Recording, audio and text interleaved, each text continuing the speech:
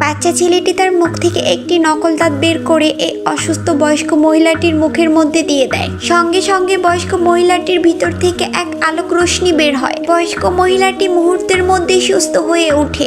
মহিলাটি বলে, এটা নকল দাঁত না, এটা মাইক্রো টেকনোলজি হতে পারে, যেটা আমার শরীরের মধ্যে গিয়ে সঙ্গে সঙ্গে আমাকে সুস্থ করে দিয়েছে। আর এই বাচ্চা ছেলেটি কোনো সাধারণ বাচ্চা না। নিউজে দেখলাম না, একটা ছোট্ট বৈজ্ঞানিকের খোঁজ করা হয়েছে। এই সেই ছোট্ট বৈজ্ঞানিক, এই শহরের সবচেয়ে বড় বৈজ্ঞানিক এই বাচ্চা ছেলেটিকে খুঁজছে এবং কি তার সাথে দেখা করে তার থেকে এই টেকনোলজির বিষয়ে অনেক কিছু জানতে চায়। এটা শোনার পর বাচ্চা ছেলেটি সঙ্গে সঙ্গে সেখান থেকে চলে যায়। এরপর বাচ্চা ছেলেটি চলে যায় তার ইমার্জেন্সি একটা ফুড ডেলিভারি দিতে হবে। আর অন্যদিকে সবাই কোম্পানির লস দাঁড়িয়ে দাঁড়িয়ে দেখছিল, কিন্তু কেউ কোনো কিছু করতে পারছিল না। কারণ আজকে মিটিংয়ে যদি সঠিক সময় কারের ডিজাইনটি না দেখানো হয় তাহলে তাদের এই প্রজেক্টটা ক্যান্সেল হয়ে যাবে আর তাদের কোম্পানির লস হয়ে যাবে। এর মধ্যে বাচ্চা ছেলেটির এন্ট্রি হয়। সে চলে আসে খাবার নিয়ে, এসে বলে, আপনাদের বসের খাবার এসে গেছে। অ্যাসিস্ট্যান্ট বলে, বস মনে হয় খাবার খাবে না, কারণ সে এই ডিজাইনটি নিয়ে অনেক চিন্তার মধ্যে আছে।